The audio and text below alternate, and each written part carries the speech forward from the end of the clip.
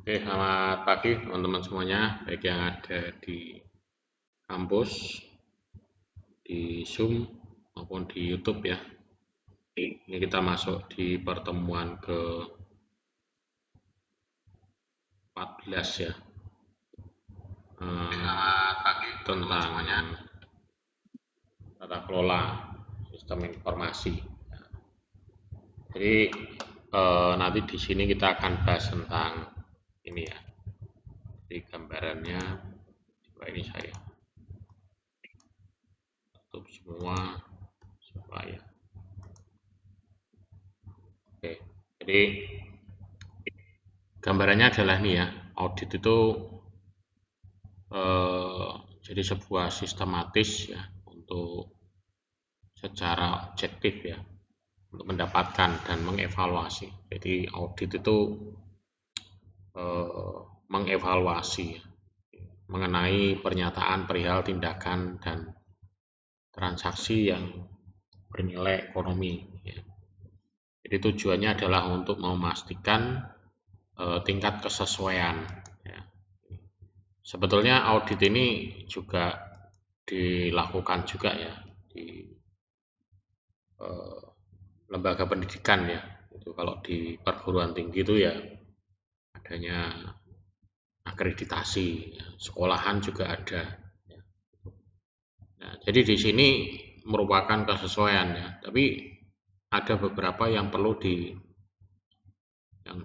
apa poin-poin yang diaudit. Nah, biasanya itu nanti ada sebuah pernyataan ya. Jadi di situ sebetulnya hanya menyatakan ya. Tapi sebetulnya kalau misalkan apa yang akan diaudit itu sudah diinformasikan ke si apa perusahaan ataupun mungkin dari pendidikan itu mungkin kita bisa mempersiapkannya.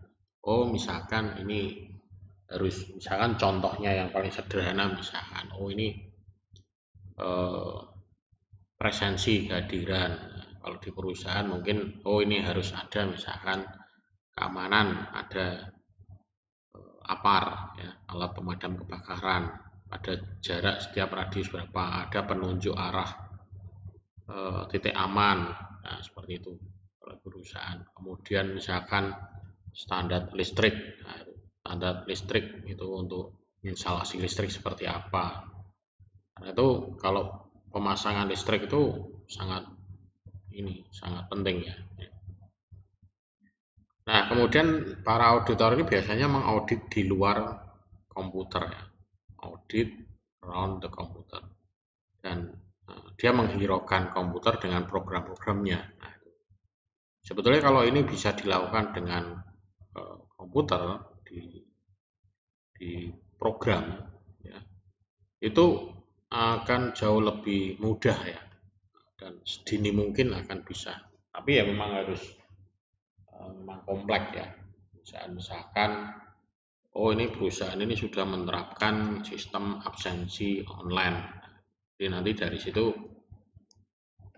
terhubung ya. Oh ini apa evaluasinya misalkan ini yang hadir berapa, yang tidak hadir berapa.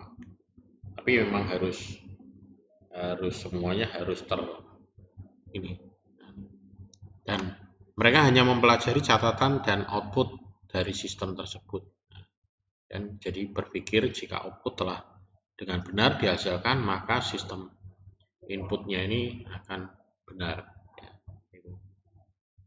Jadi, teman saya dulu pernah ada yang membuat suatu aplikasi audit sistem untuk perguruan tinggi jadi dia S2-nya tesisnya bahas itu ya. Tapi memang tidak sekedar hanya membuat aplikasi itu tapi di dalamnya ada suatu rumus perhitungan ya. Ada perhitungan apa yang bisa di input ya di situ.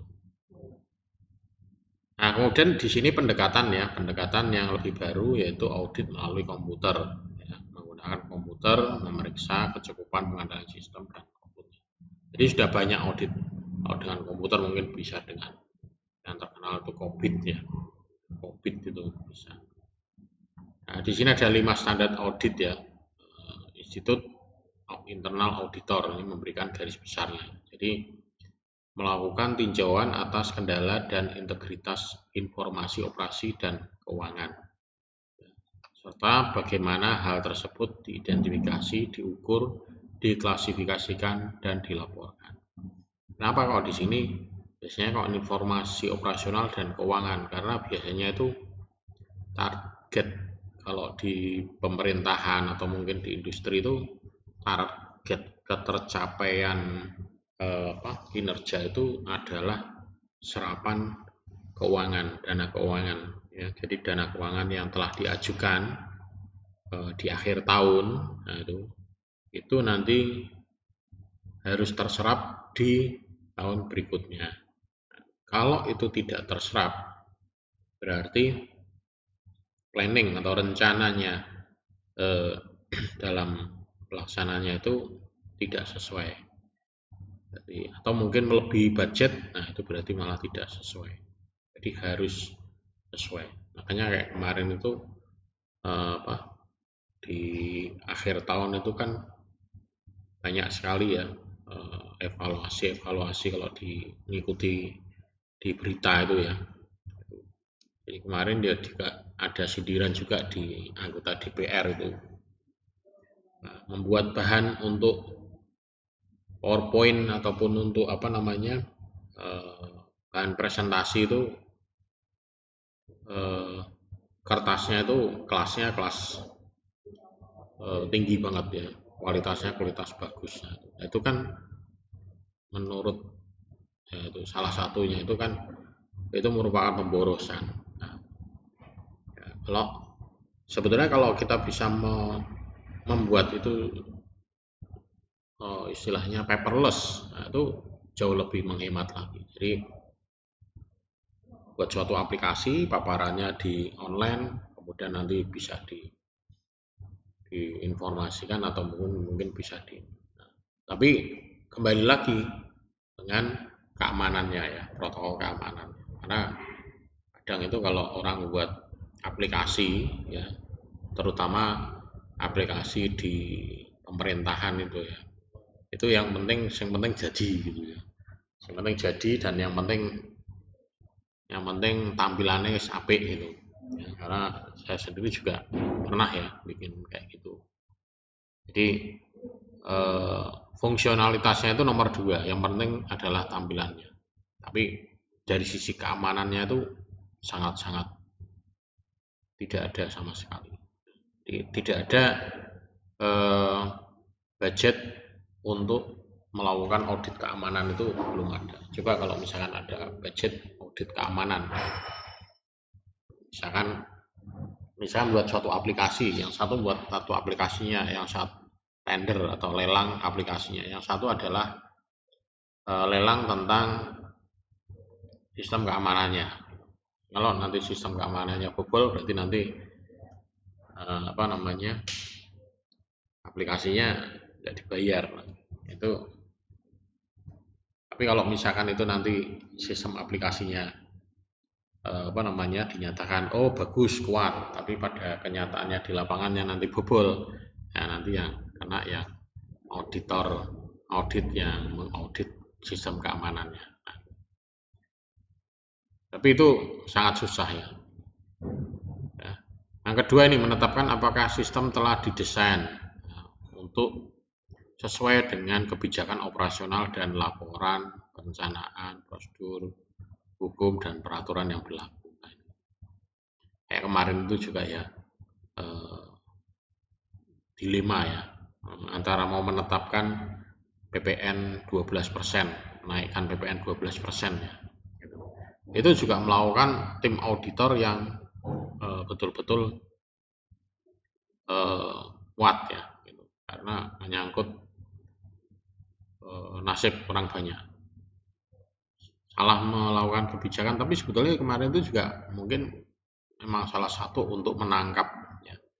Kalau ini misalkan saya floor ke ke masyarakat, itu respon masyarakat seperti apa. Nah, itu sebetulnya pemerintah mungkin untuk mendapatkan masukan. Ini kalau saya lempar seperti ini, reaksi masyarakat seperti apa? Lempar seperti ini, masyarakat seperti ya, ini. Kemudian melakukan tinjauan mengenai bagaimana aset itu dijaga dan memverifikasi keberadaan aset tersebut.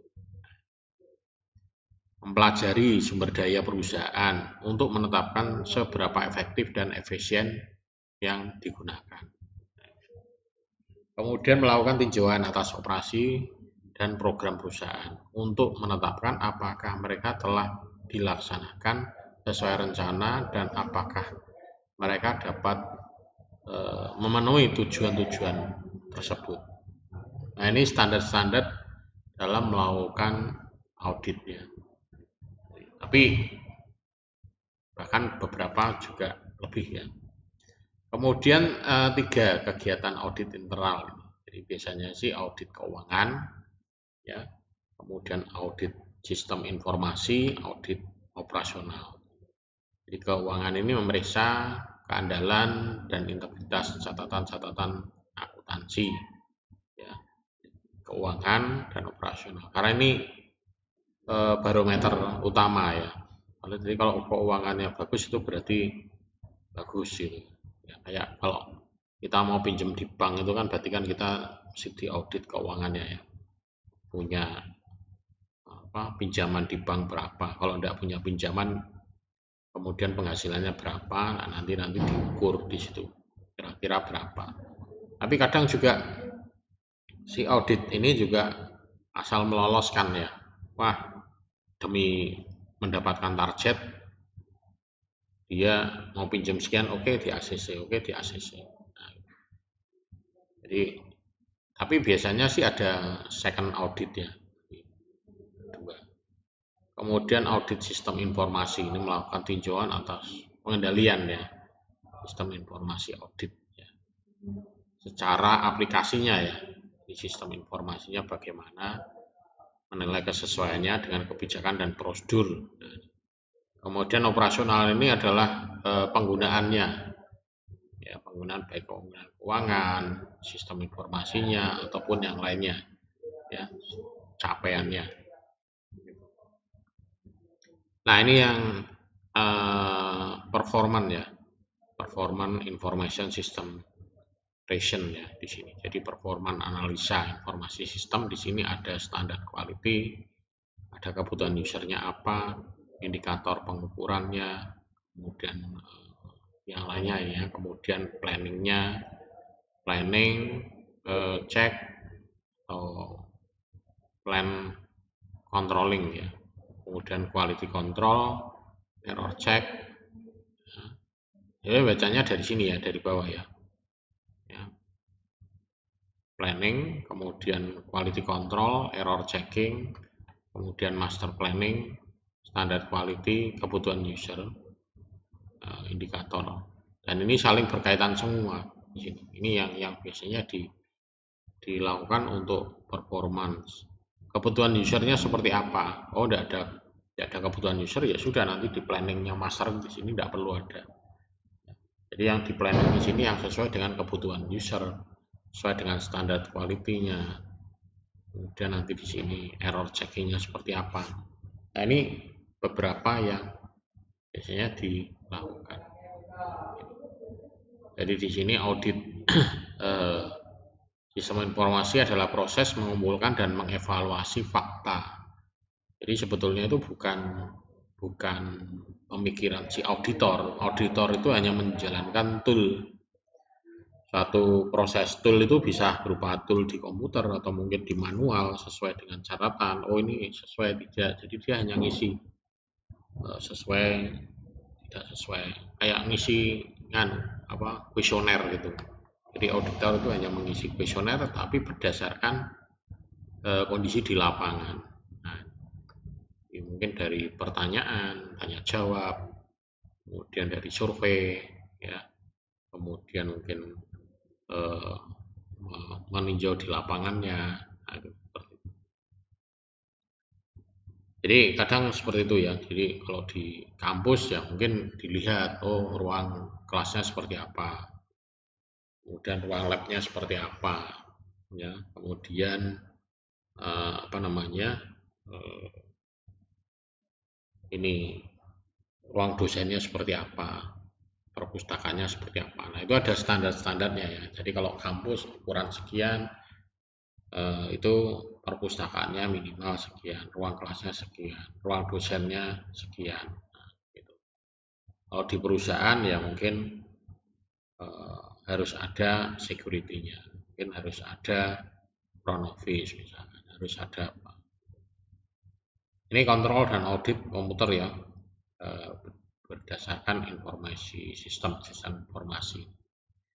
Jadi ada juga organisasi cost dan data loss, kemudian ada cost incorrect decision making, cost komputer abuse, kemudian ada value ini HW/SW ya, kemudian cara personal ya.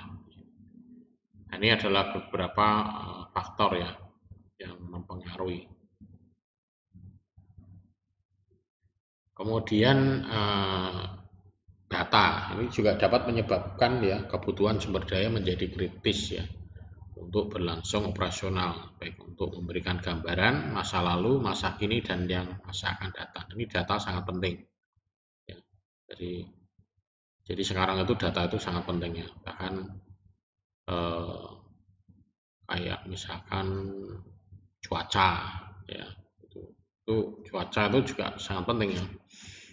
Makanya kan sekarang itu kan kemarin ada informasi ya bahwa Megatrans ya, Megatrans atau Megatrans itu ya, itu jadi akan terjadi gelombang atau tsunami ya di Selat Sunda. Jadi itu isu-isunya itu sudah sejak dulu ya. Nah, jadi tinggal nunggu waktu saja karena itu ada apa namanya,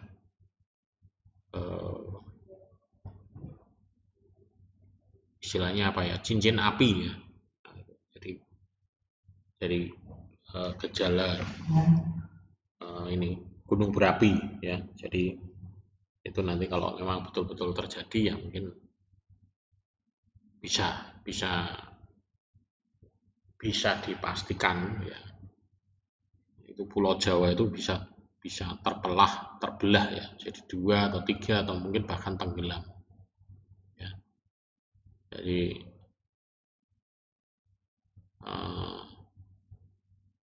wacana kalau kemarin sih di berita-berita itu menceritakan bahwa Jakarta itu akan tenggelam. Nah, bahkan di daerah mana itu air laut itu sudah ditanggul ya, jadi sudah ditanggul, jadi udah hampir bobol tuh ya. Jadi jika data ini akurat, maka organisasi itu akan mempunyai kemampuan untuk beradaptasi, bertahan di lingkungan yang berubah. Jadi datanya itu akurat. Tapi kalau datanya tidak akurat atau bahkan tidak punya data, susah.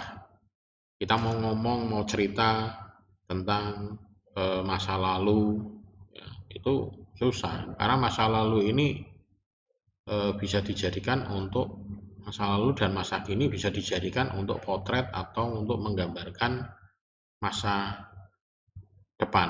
Nah, jadi bukan peramal ya, tapi memprediksi. Makanya mungkin orang-orang zaman dulu, kalau orang-orang zaman dulu itu dia punya daya ingat yang kuat ya tentang masa lalu dan sekarang. Maka dia bisa meramal, oh ini besok akan terjadi gempa, oh besok ini akan terjadi gunung berapi meletus atau apa, atau tanah longsor atau apa. Nah, jadi dia punya memori yang kuat kalau orang-orang zaman dulu. Nah, tapi kalau sekarang ini data ini ya disimpan di komputer ya, di komputer bahkan kita bisa memprediksi beberapa tahun yang lalu ya. Jadi memang kalau kita bisa memprediksi itu mungkin kita juga akan takut juga ya. Ternyata besok akan terjadi seperti ini ya. Karena itu eh, kayak gempa bumi atau gunung Merapi itu kan sesuatu rutinitas. Ya. Kemudian biaya pengambilan keputusan untuk membuat keputusan yang berkualitas ini dapat dipercaya maka perlu didukung oleh data yang akurat, termasuk deteksi, investigasi, dan koreksi proses yang di luar kontrol. Jadi ini berbasis komputer. Ya.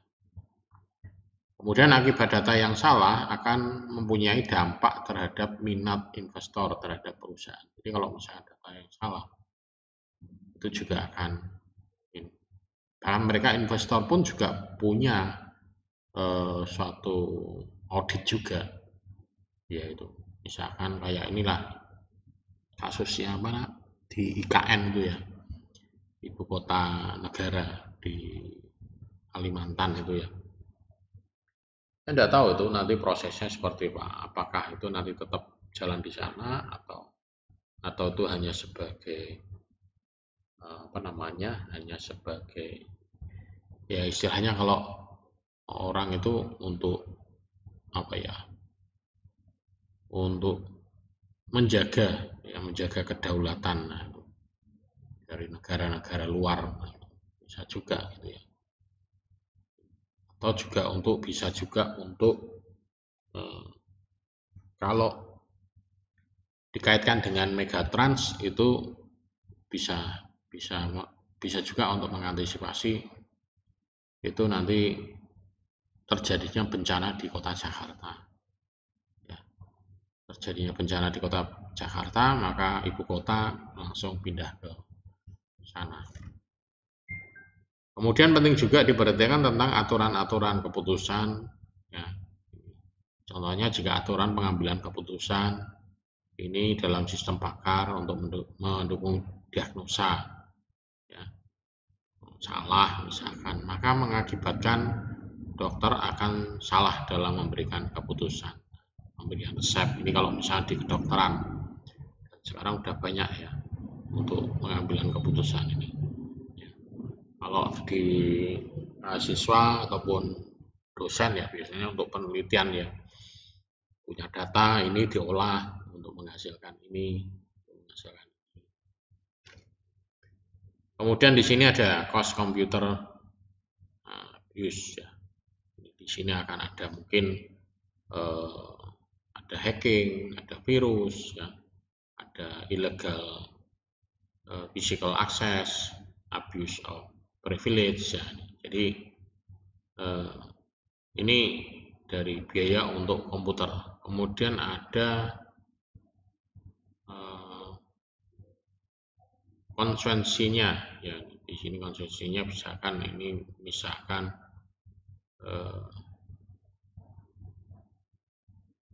destruction access, kemudian apa ini, theft of assets, ya, modifikasi, kemudian ada privasi, ada disruption, ya. Nah, ini. Jadi ada beberapa ini yang perlu dipertimbangkan. Nah, misalkan dari gambaran tadi, sebagian besar sebab yang mendorong pengembangan fungsi audit sistem informasi di perusahaan adalah akibat seringnya terjadi penyalahgunaan komputer. Ya, ini. Penyalahgunaan komputer, ya, jadi segala kejadian yang berhubungan dengan teknologi komputer yang mengakibatkan kerugian atau mengakibatkan kehilangan yang diakibatkan oleh pelaku kejahatan. Ya, contohnya bisa di sini hacking, virus, ya, illegal physical access tadi, abuse of privilege. Jadi hacking ya, orang yang tidak punya hak mengakses otoritas terhadap sistem komputer untuk membaca atau memodifikasi. Jadi justru sebetulnya kalau misalnya kita sudah menggunakan sistem komputer itu sistem keamanannya yang ya harus dijaga ya. Tapi kalau di bank itu walaupun dia sudah menggunakan sistem komputer, tapi ada beberapa dia menggunakan fisik ya. Tapi beberapa bank yang sudah murni ya menggunakan aplikasi, buka rekening ya langsung lewat aplikasi, nutup rekening ya, transfer ya. Kemudian ada illegal physical access, jadi ini ada misalkan akses yang ilegal ya, seseorang yang mengakses. Kemudian abuse of privilege, seseorang yang menggunakan hak istimewa untuk masuk dan tujuan yang bukan merupakan otoritasnya ya. Jadi membuat copy data dan lain sebagainya.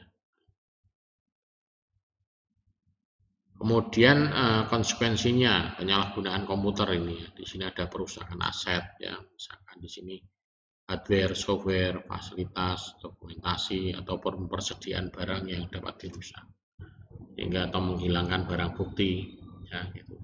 Kemudian pencurian aset, nah, hardware, software, data, dokumentasi atau persediaan barang yang dapat dipindahkan secara ilegal.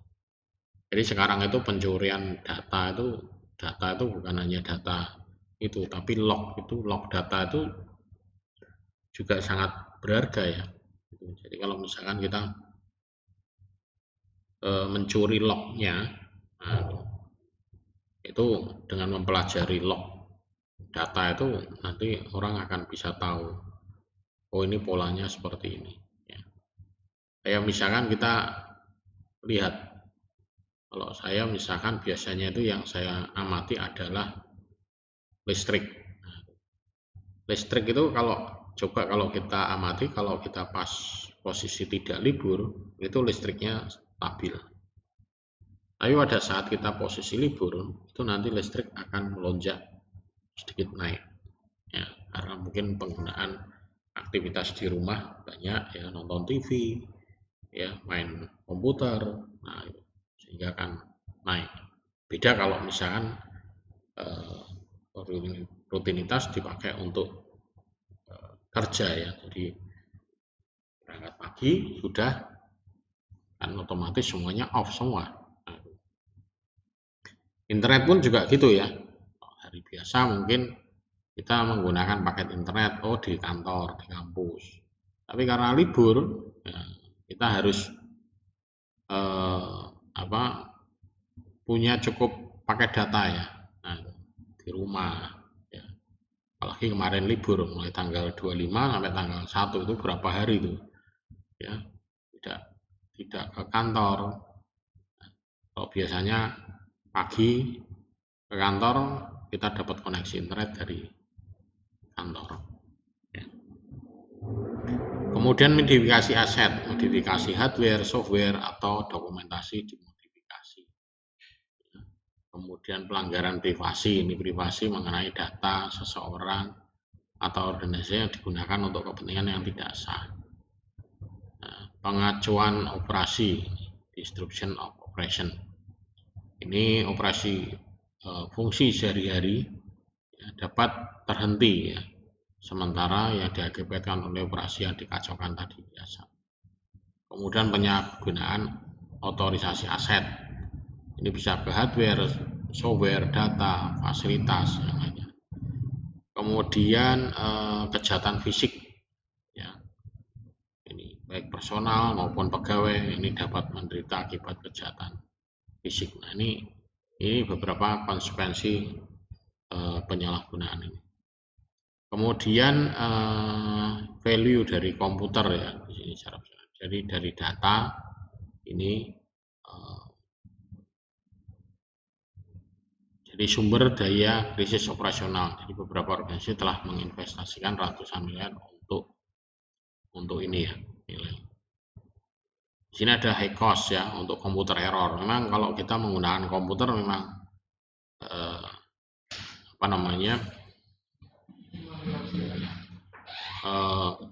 ini ya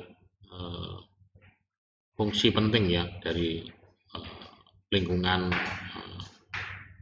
sosial, misalkan contohnya monitor ya, ini digunakan untuk memantau misalkan pasien itu misalkan di rumah sakit ya, kemudian monitoring misil ya, pengendalian reaktor nuklir.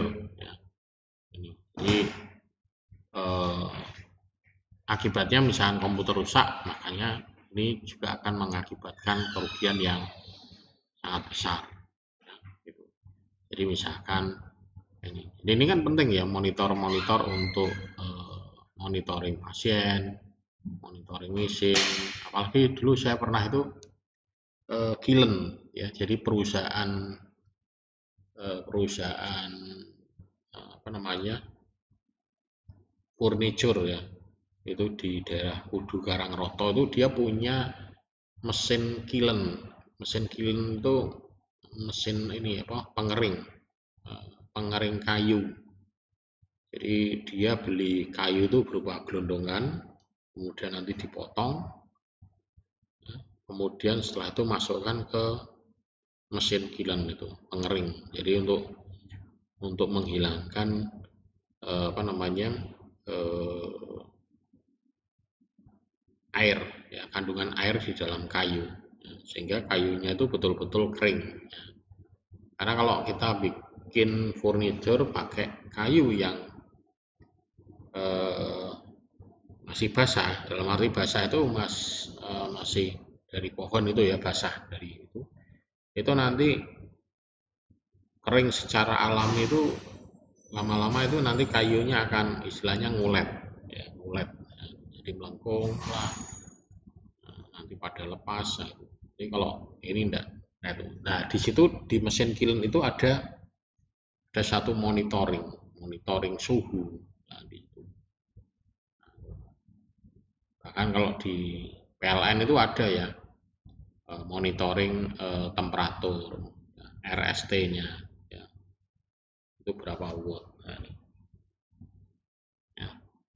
Ini juga, nah ini ada juga contoh ya di sini, contoh 257 orang meninggal di pegunungan Antartika akibat error pada sistem yang diakibatkan oleh pekerjaan ya, iseng seseorang yang mengganti isi data komputer terkait dengan penerbangan. Nah, ini bisa juga. Jadi, kemudian maintenance, ini juga sebagian besar data dikumpulkan merupakan data individu ya, data pembayaran, pajak, kredit, kesehatan, pendidikan, ya, perusahaan dan lainnya. Ini dikumpulkan sebelum proses komputasi dan data privasi ini harus dilindungi agar hak privasinya terjaga. Jadi kayak misalnya kayak pemilu, saya tidak tahu itu pemilu itu mungkin juga ada nilai, kalau main komputer tidak tahu, tapi sebetulnya sangat mudah ya, kalau orang komputer itu main komputer itu sebetulnya mudah, tinggal di cross check dengan apa namanya, data, misalnya data dispenduk capil, nah, asalkan datanya itu benar, ini data dispenduk capil benar, udah kita bisa melakukan pemilu dengan apa namanya, dengan menggunakan sistem komputer ya, dengan menggunakan tab di ini apa namanya, di tab di ini apa namanya, KTP-nya ya. Jadi penggunaan eKTP-nya itu belum sepenuhnya maksimal ya. Tapi memang beberapa sudah ada, kayak kalau di perbankan itu sudah menggunakan eKTP ya, dibaca itu bisa. Kemudian kontrol, evaluasi ya, menggunakan komputer ini, konflik. Jadi satu komputer digunakan untuk hal-hal yang berguna, tapi di sisi lain komputer digunakan untuk pengendalian misalnya nuklir, yang mungkin saja digunakan untuk hal-hal yang tidak berguna. Jadi ini konflik ya. Jadi, komputer itu dipakai untuk server ya sudah untuk server, tapi beberapa dulu itu ya komputer server ya dipakai untuk kerja. Jadi bahaya juga. Jadi komputer server ya dipakai untuk server, jangan dipakai untuk kerja, jangan dipakai untuk yang lainnya. Ini adalah gambarannya untuk informasi sistem auditing. Di sini organisasinya, di sini approve. safeguarding ya aset, kemudian improve data integrasi, improve system effectiveness ya. Kemudian ini improve system efficiency. Jadi ini selalu diimprove terus dalam suatu perusahaan. Kemudian sistem analis di sini konsepnya adalah berupa rantai di sini evaluasi sistem analisnya. Jadi evaluasi, kemudian dievaluasi, kemudian dianalisa, desain, develop, implementasi, evaluasi lagi terus. Gitu. Jadi sistem analis ini. Jadi tidak akan berhenti terus ya. Dia akan selalu melakukan perbaikan-perbaikan dan analisa. Kemudian tujuan menyeluruh ya dari proses audit ini adalah ini menetapkan tujuan, kemudian di sini organisir tim auditnya siapa, kemudian kembangkan pengetahuan mengenai operasional bisnis, tinjau hasil audit, kemudian identifikasi faktor-faktor risikonya, kemudian baru siapkan program auditnya. Yang pertama perencanaan, kemudian pengumpulan bukti. Nah, ini pengumpulan bukti ini bisa dari pengamatan, kegiatan-kegiatan operasional, tinjauan dokumentasi, kemudian diskusi dengan pegawai, kemudian bisa juga pakai kuesioner, kemudian pemeriksaan fisik aset. Ini kalau misalkan di PLN, rumah sakit, ini biasanya dicek ya. Ada alat pemadam kebakarannya enggak, ada untuk ruang penghancur ini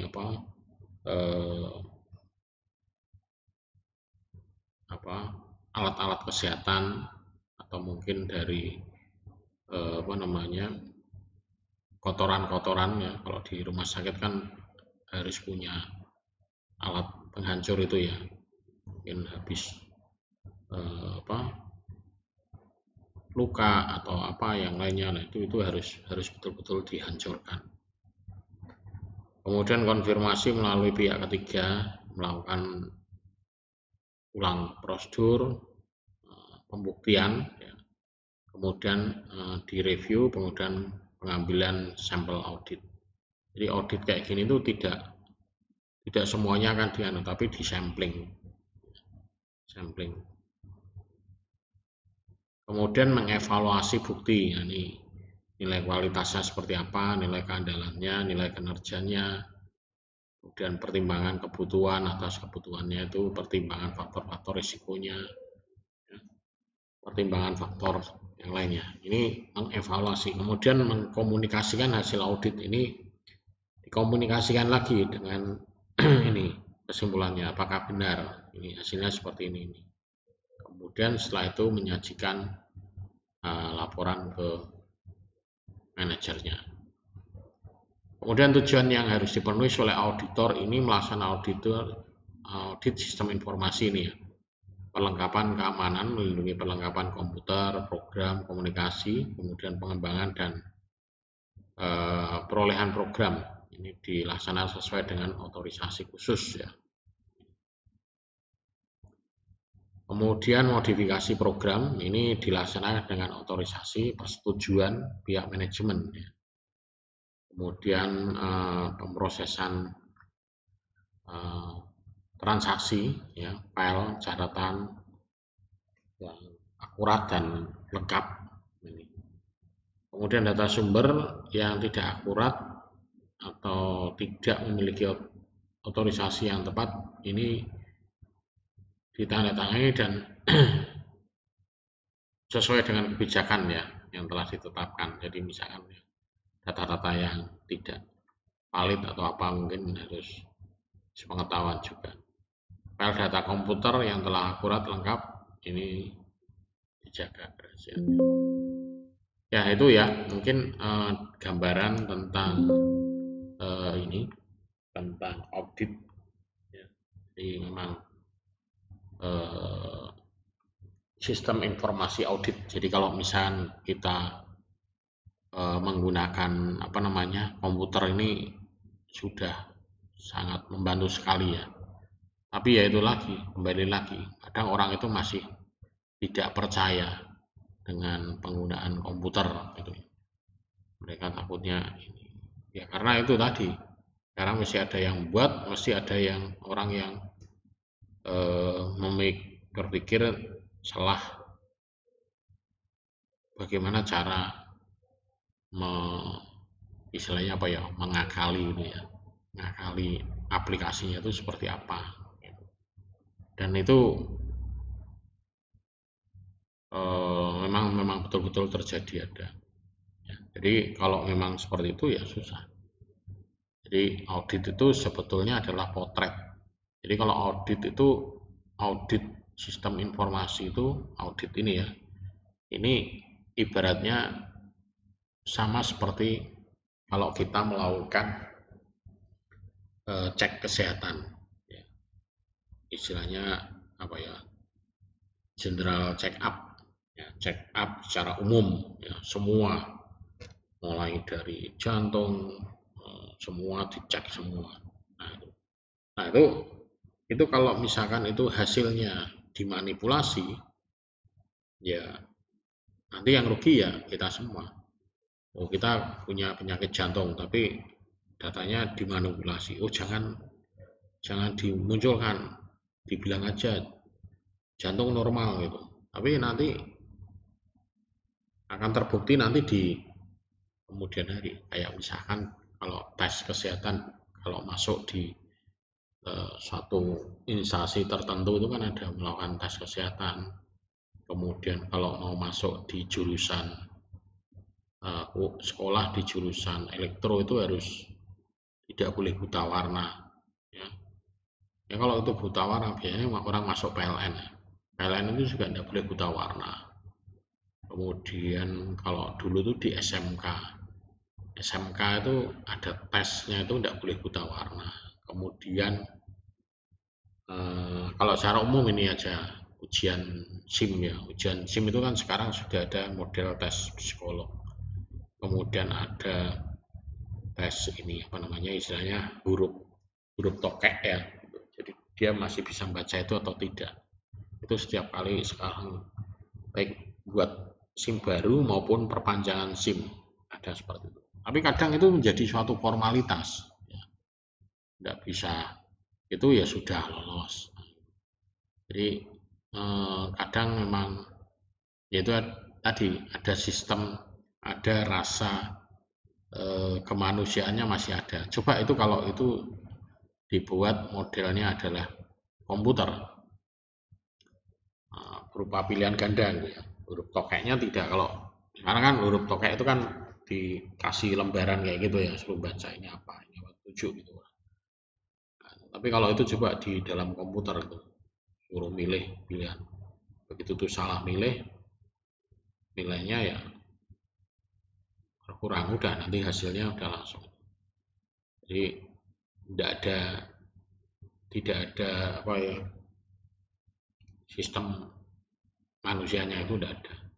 Kayak ujian SIM itu kan di komputer itu kan ya itu ujian SIM.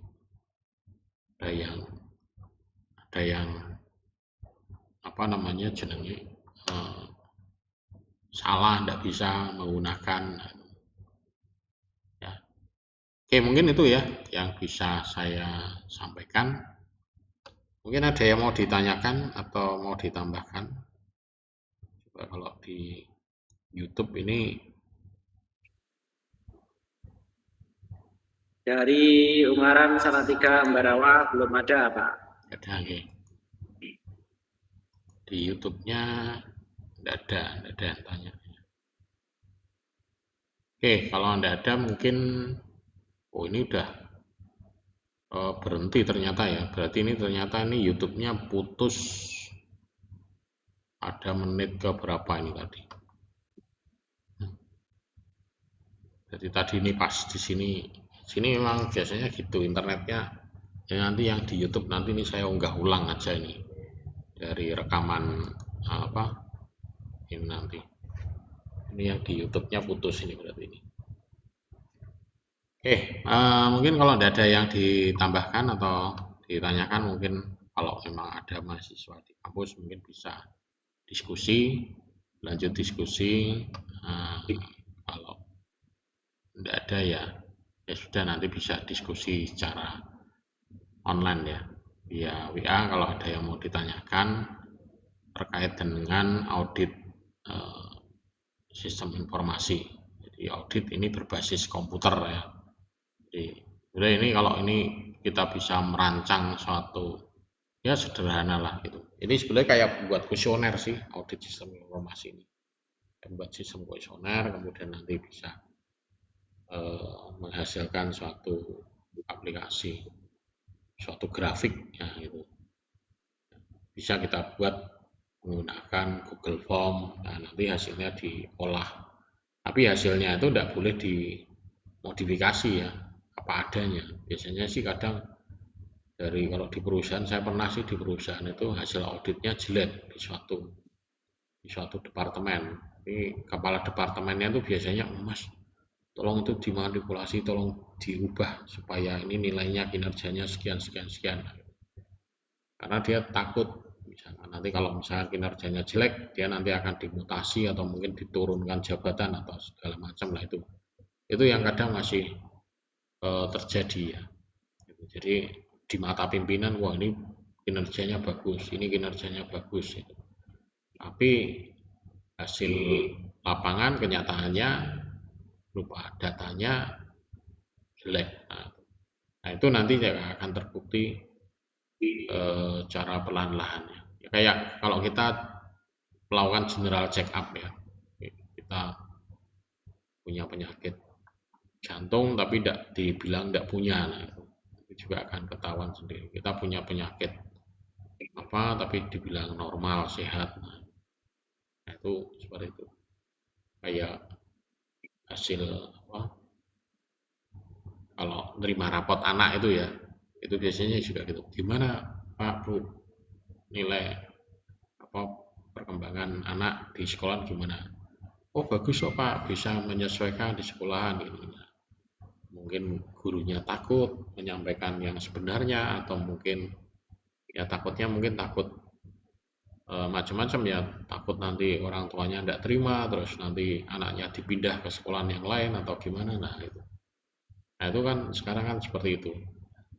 Padahal ya memang kenyataannya seperti itu. Misalkan anaknya ini malas, ini gini, nakal di sekolah, nah, tapi dibilang ke orang tua udah ini. Makanya banyak kejadian ya kalau di berita-berita itu, anaknya itu kalau di rumah itu kan diem, bagus, sopan, gini-gini, di luar nah tapi kan tidak tahu di luar seperti apa. Nah itu kalau audit secara contoh-contohnya. Oke, mungkin itu ya. Terima kasih mungkin atas partisipasinya. Kurang lebihnya mohon maaf kalau ada kesalahan dalam hal penyampaian. Nanti kita sambung lagi minggu depan, nanti pertemuan yang terakhir ya, di tanggal berapa itu? Tanggal 9 ya. Oke, terima kasih. Selamat siang, selamat beraktivitas. Terima kasih Pak Tony.